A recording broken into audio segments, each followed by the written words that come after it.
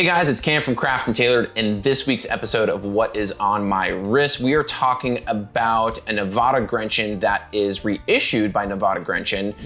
If you follow us on Instagram or follow our channel, you'll know that we are a huge fan of Nivada Grenchen watches. Matter of fact, Tyler in his series called Under the Radar actually did a review and kind of an overview of the vintage Nivada Grenchen Chronomaster Sea Air Divers, or what we would call the CASDs.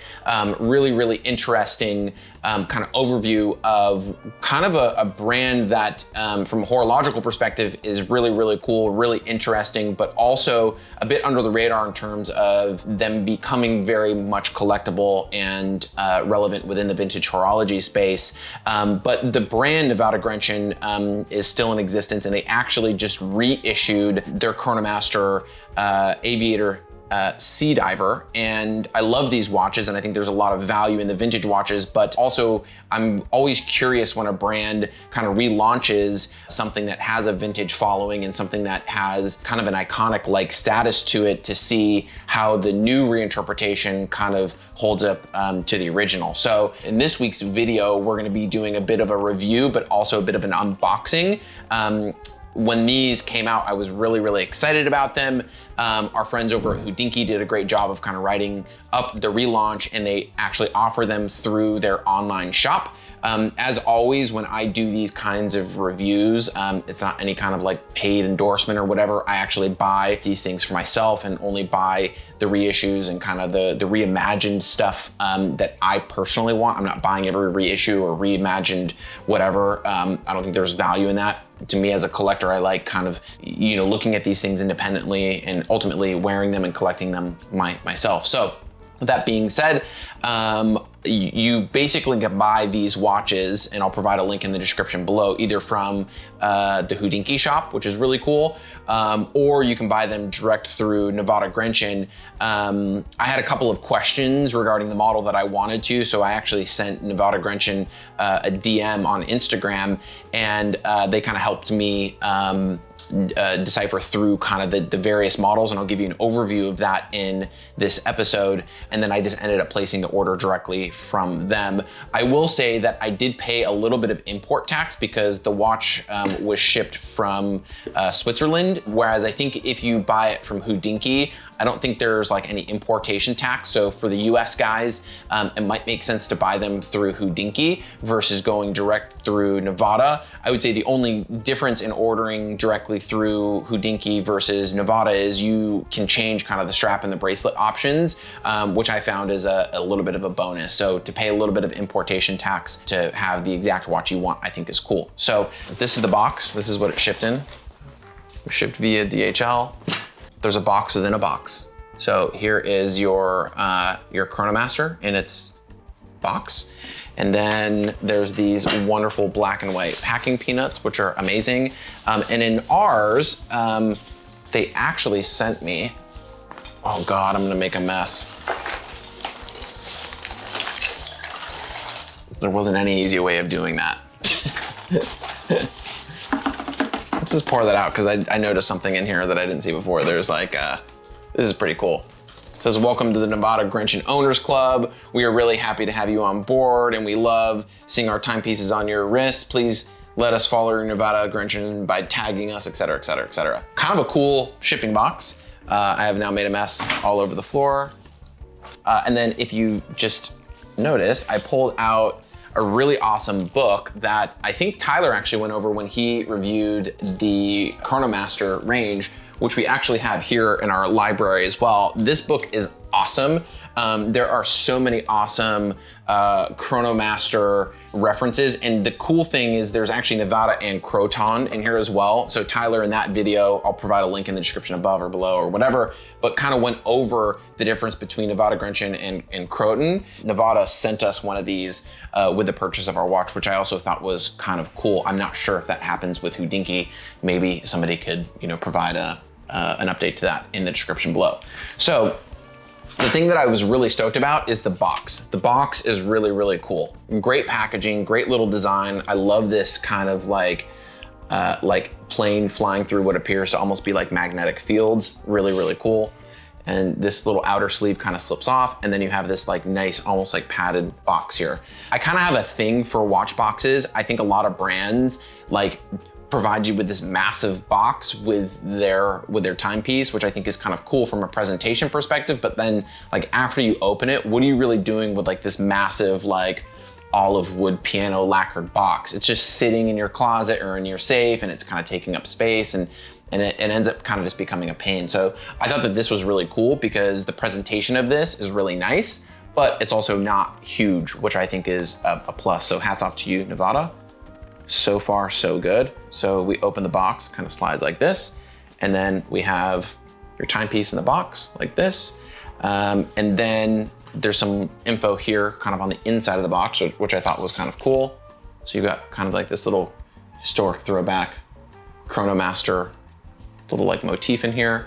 And then you have your paperwork. So serialized, there's like a signature, and then there's like a date of ship. So I thought that this was kind of cool, really nice packaging without being like obnoxious. So watch brands that are out there, you know, hey, maybe take note. You don't need to provide like a massive box to still leave an impression on the client or the collector. I think that this is like more than enough and really cool. Matter of fact, before we did this review, I kind of had this just chilling on my desk because I love kind of just the look of the packaging. So I almost just kind of let it sit on my desk.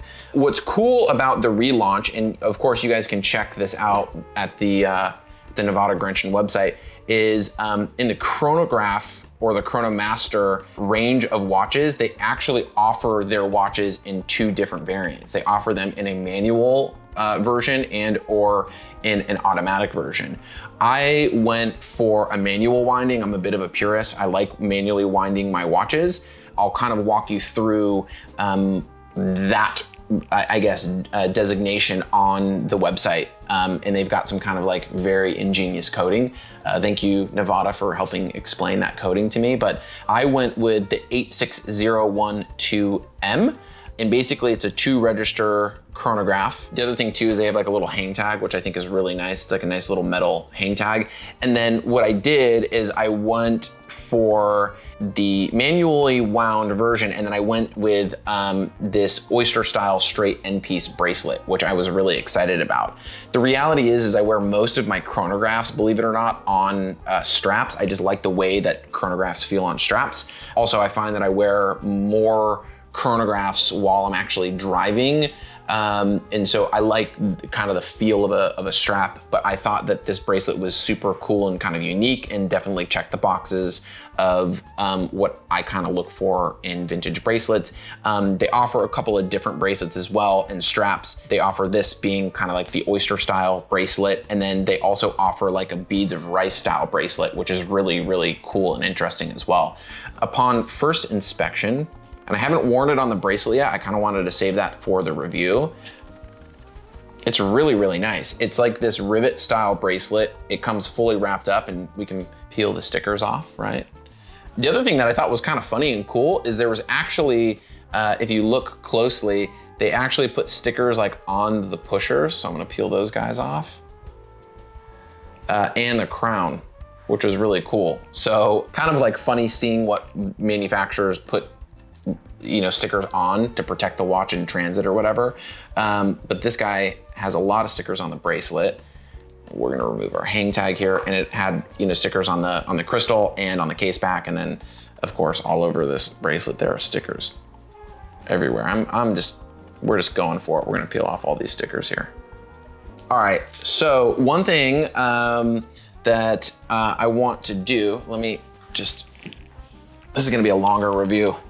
An original 1960s Chronomaster Sea Air Diver.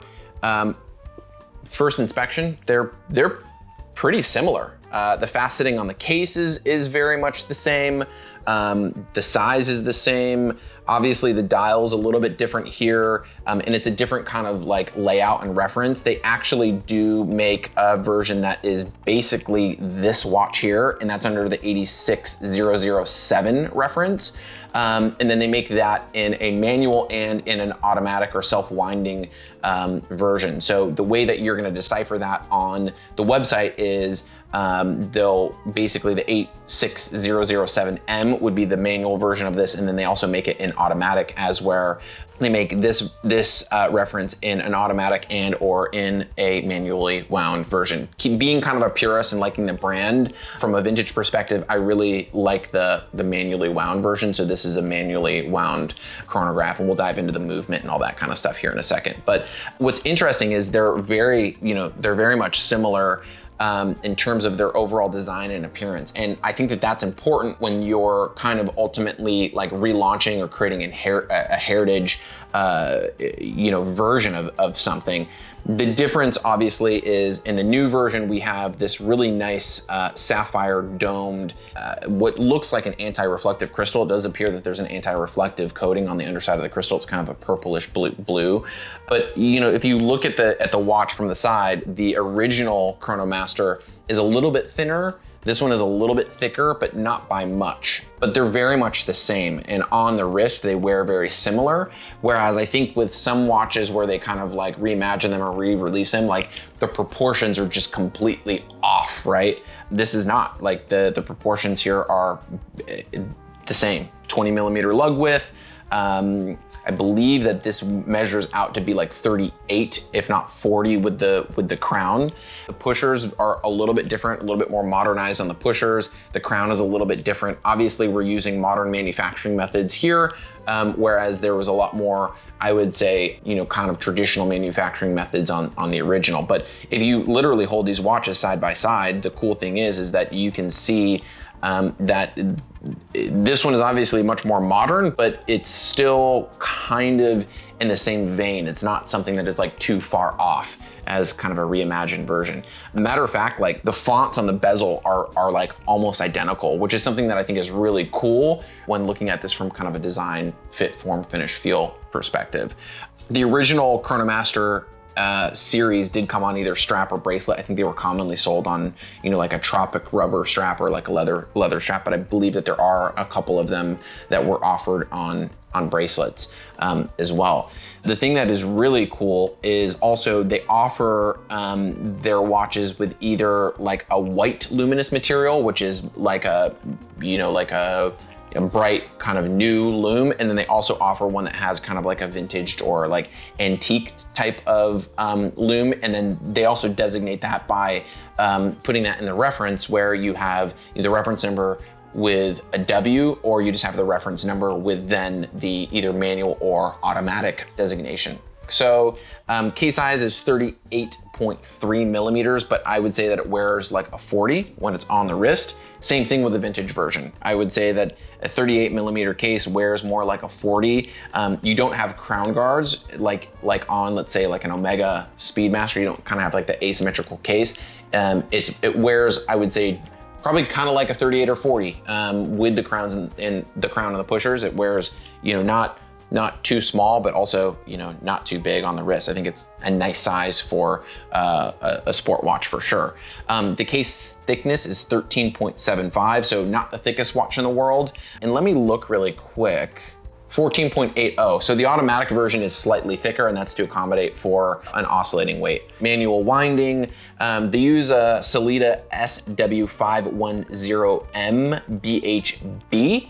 And that's also kind of cool because I'm a stickler for movements. Obviously, if you guys follow our channel, you're probably familiar with our Benris review, where I really liked the watch, but ultimately there were a lot of things that let me down with the watch. And one of them was that they used an ETA automatic movement that had a hacking mechanism, but it basically has a ghost date function. So with a lot of movements, there's date complications, but there's watches that don't ultimately feature that date complication. And then it just kind of sits in there as like a position on the crown that is just like a ghost complication. And that bummed me out. This does not have that. So it's basically, the crown in position 1, it winds it, the crown in position 2 sets the time, and then there is no other, position for a ghost date kind of complication. So really, really nice there. The bracelet on this, again, as I mentioned, you can get this on both a bracelet or a strap, is really, really cool. So one of the things I was looking at is, okay, obviously I haven't sized this yet, and this bracelet for me definitely needs to be, you know, adjusted. The overall construction of the bracelet is really, really nice, but it's a rivet bracelet. And I was like looking at that and I'm going, oh, those are like real looking rivets. Like what the heck? And the other thing too is it's a stretch rivet.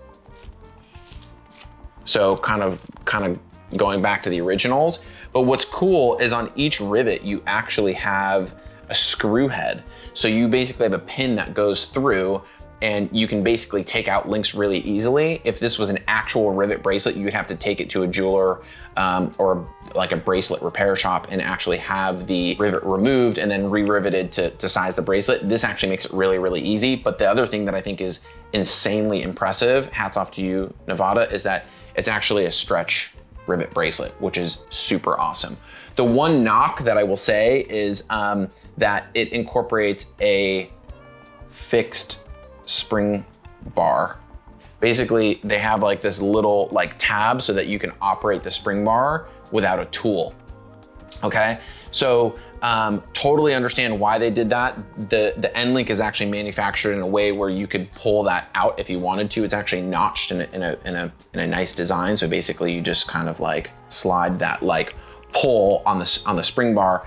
But the thing that I'm really impressed with is, even though they didn't have to, because of just, you know, you could have done a different end link or whatever, they still drilled the lugs. So this has a very vintage look, and it makes pulling and putting a strap on or off the watch really easy. I like watches that incorporate a drilled lug. I like the look of that. And on top of that, I really like that they retained that in this watch.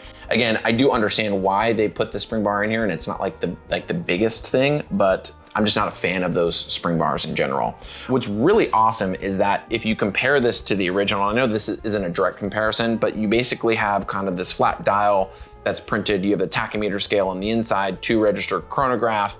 You have the first 5 minutes, you know, highlighted here in the 3 o'clock subdial. But what's really cool, and when I was looping the modern version, the dial actually is 3-dimensional, meaning that the text and the font on the dial actually sits up off of the base plate of the dial, which I thought was a really nice touch and something that was really interesting. For example, like the luminous marker actually sits up off the dial. It's not directly like on the dial, if that makes sense. You actually kind of have like this bold, almost like 3-dimensional look when looking at the dial. And that's because the text as it is, you know, placed onto the dial is actually raised off the dial, whereas on the vintage versions, it's kind of, you know, flat. Bi-directional bezel, really impressive bezel. I was really impressed with the machining on the bezel. If you look at the original kind of has like this, like almost like slight flare to the bezel as it comes off the case. And this basically has that. It's just much more modern. The feel between the two, this obviously is, you know, kind of dated technology, and this is like really, really smooth. So it's really interesting. I think that they did a killer job on this. For me personally, I'm gonna give this on a scale of 1 to 10. I would probably say like 9.5, maybe even 10. Nivada did a killer job of basically modernizing an original. And really, I think almost kind of listening to the collector market.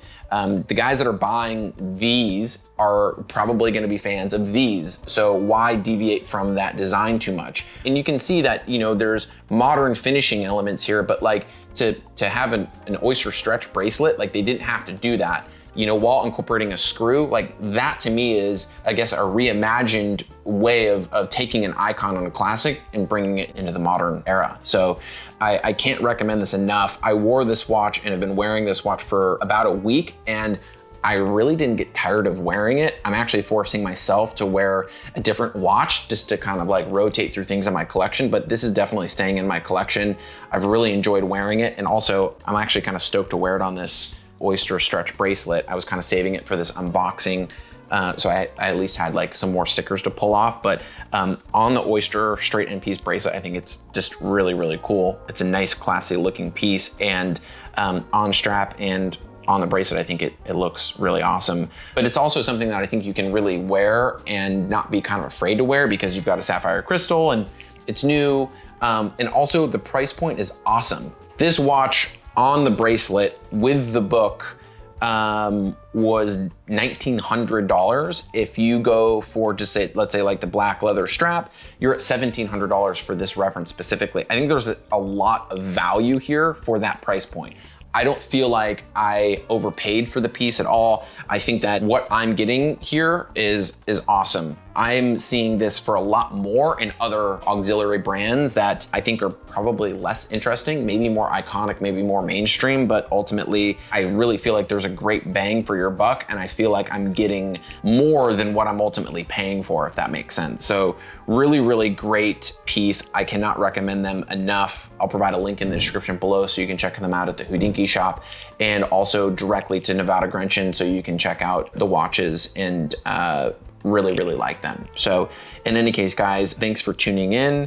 As always, be sure to like, comment, and subscribe. If you're not doing so already, check us out on Instagram at @CraftsandTailor. And if you've got watch questions, here and happy to help. Drop us a line at info@craftsandtailor.com. I'll see you in the next one.